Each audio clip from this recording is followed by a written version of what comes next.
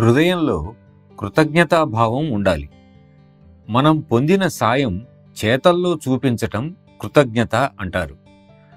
భారతదేశంలో గృహిణి తను వడ్డించిన భోజనం చేసి థ్యాంక్స్ అనిపించుకోవాలని చూడదు.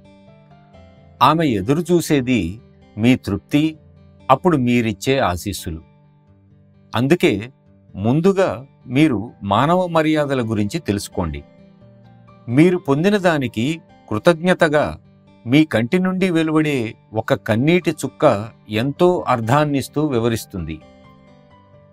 కనీసం మన అభ్యాసులైన నిజమైన అర్థంలో సంస్కారవంతులుగా కావాలని కోరుకుంటున్నాను. సంస్కారం అంటే మీ భావనను ప్రవర్తనలో, ఆచరణలో వ్యక్తపరచటమే.